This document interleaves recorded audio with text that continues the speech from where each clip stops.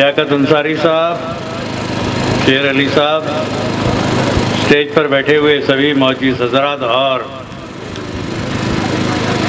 सामने बैठे हुए मेरे बुजुर्गों, दोस्तों और नौजवान साथियों,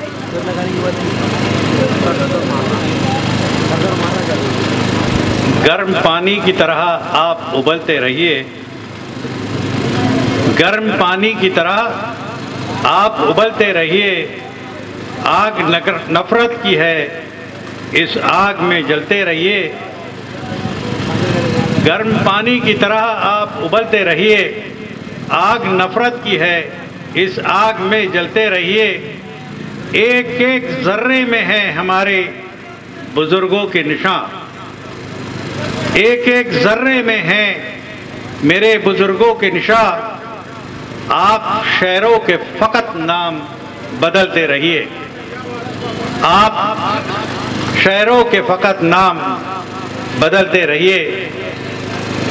दोस्तों, 2014 से लेके आज तक हम सिर्फ यही देखते आए,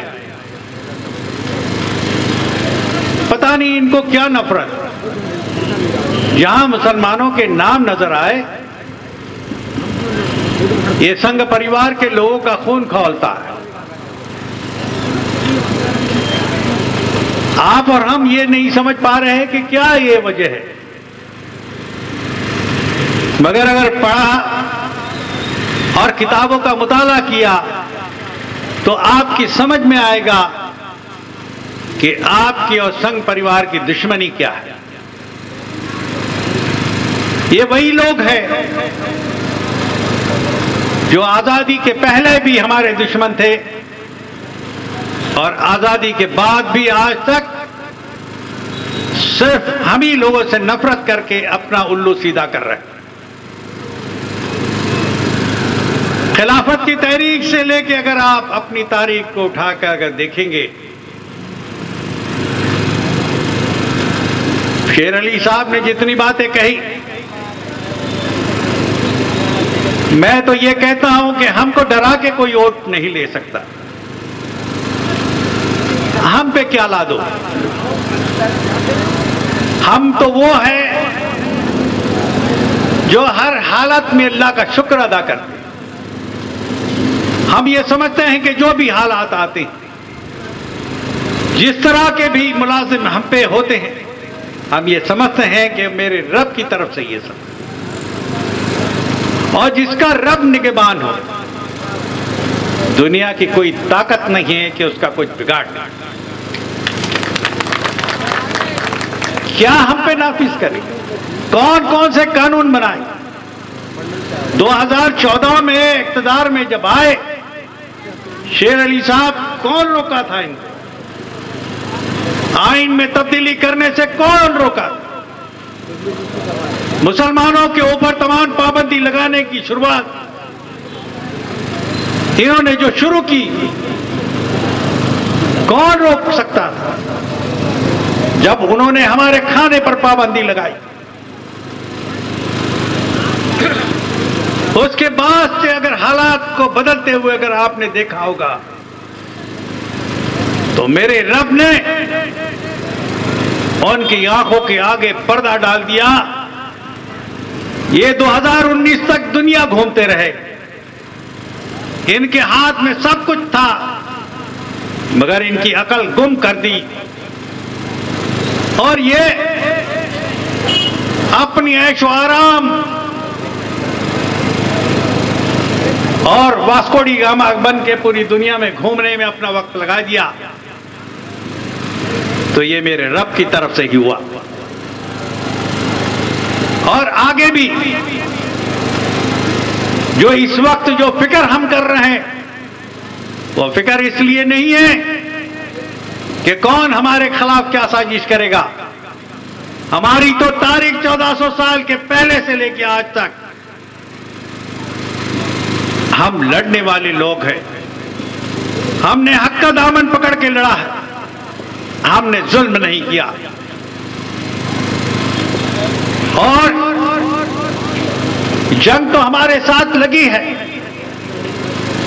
हम किसी जंग से घबराने वाले लोग नहीं हैं।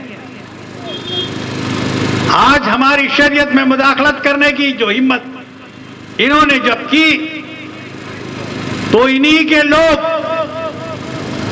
पार्लियामेंट के अंदर ये डिबेट करने के वक्त में कांग्रेस, महिला कांग्रेस की अध्यक्षा, उसने जो हमारे आलिम नहीं उसकी मुखालफत कर सकते थे, इतने जोरों शोर से Sushmita Dev member of parliament ने पार्लियामेंट के अंदर यह कहा कि अगर आपको मुसलमानों की औरतों की इतनी फिक्र है तो कुरान पढ़ो और देखो जो आप पेश कर रहे हैं वो नहीं है इस्लाम। इस्लाम जो है वो इस तरह के मुलाजिम करने की हिमायत नहीं करता। और उस मेंबर ऑफ पार्लियामेंट की जो पार्लियामेंट की स्पीच अगर आप देखेंगे तो उसी के बेस बना के राज्यसभा में कांग्रेस और कांग्रेस के साथी तमाम सियासी पार्टियों ने भारतीय जनता पार्टी के इरादों को फंस कर ये गौकशी के नाम पर हमारे ऊपर जुल्म करने की साजिश कर रहे थे। आज एक्सपोर्ट करने वाली तमाम फैक्ट्री जो यहां से गोश्त दुनिया में बेचते हैं, वो एक्सपोर्ट करने वाली फैक्ट्री कोई मुसलमानों की नहीं है। उनका पैसा लेके ये चुनाव लड़ रहे वो ब्राह्मण और जैनों की फैक्ट्री है। ये हम पे पाबंदी लगा रहे हैं। हमको बताया गया कि क्या चीज हलाल है और क्या हराम है।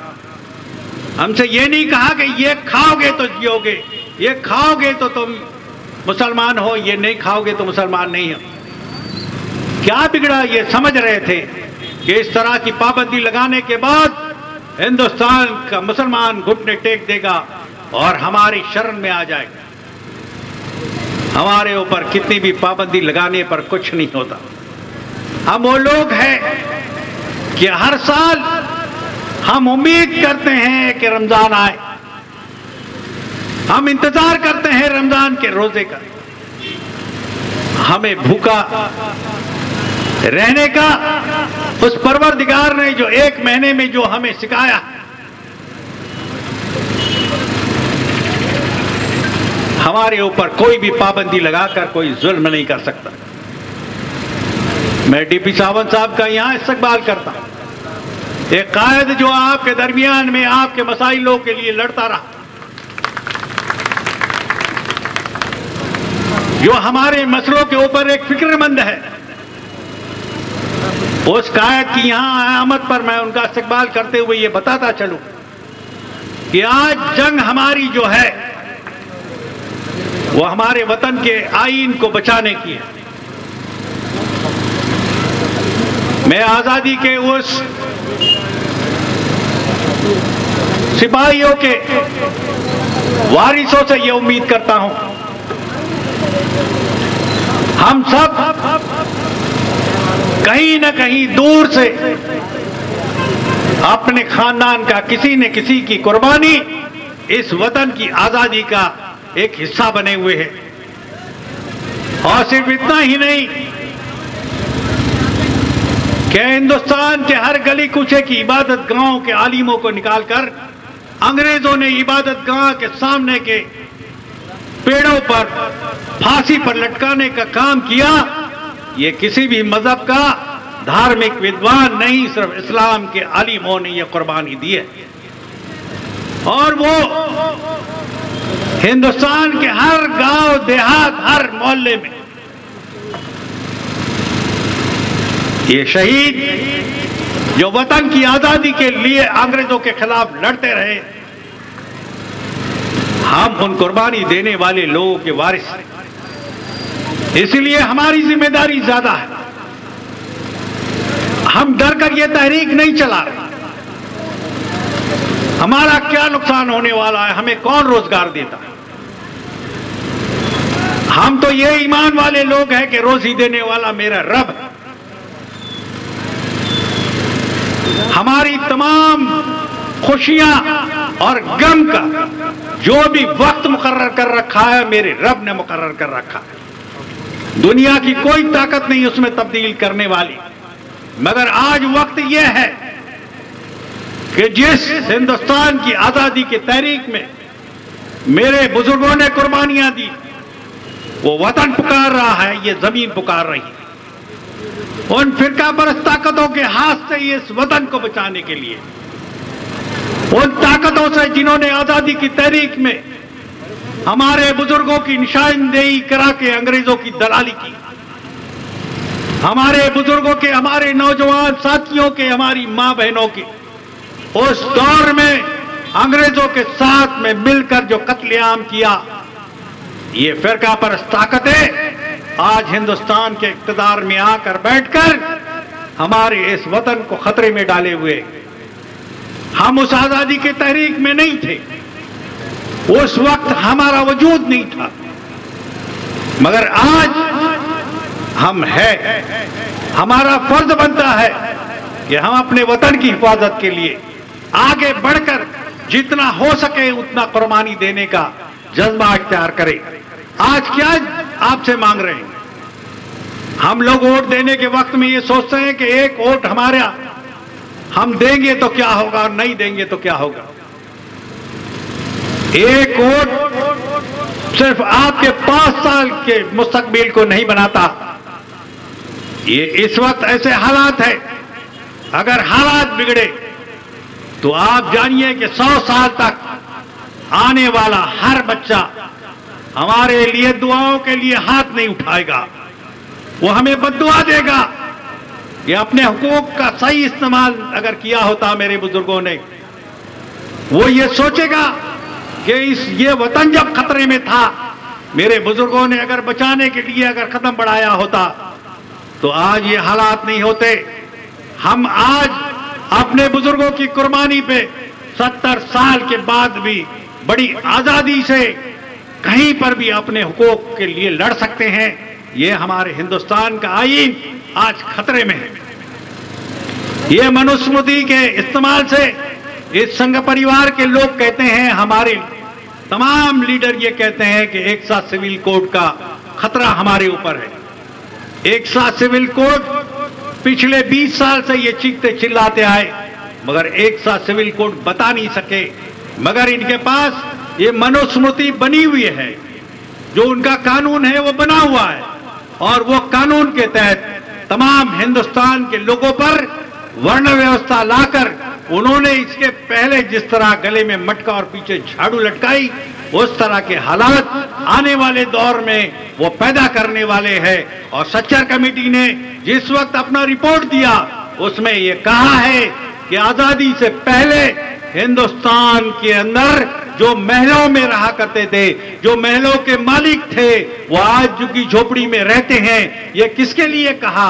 ये हमारे लिए कहा, और ये खतरा हमारे लिए मंडरा रहा है, हमारे वतन के ऊपर यह खतरा आ रहा है। इसलिए हमें जागना होगा। अल्लामा इकबाल ने कहा कि न समझोगे तो मिट जाओगे हिंदुस्तान वालों, तुम्हारी दास्तां भी न होगी दास्तानों में। ये किसके लिए कहा? ये हमारे लिए कहा, मुसलमानों के लिए कहा कि ना समझोगे तो मिट जाओगे हिंदुस्तान वालों। तो आज समझने का वक्त है, आज संवरने का वक्त है, अपने आप को होश में रखने का वक्त है, और ये रखकर अपने वोटों का सही इस्तेमाल कीजिए। सुबह 6 बजे से लेकर जो नाश्ते में हम मशगूल है, इसको रोक दीजिए और निकलकर अपने वोटों का इस्तेमाल कीजिए। 100% वोट जब हमारे इलाके के जाएंगे, ये फिरका परस्त ताकतें फस्त होगी। खुदा हाफिज़।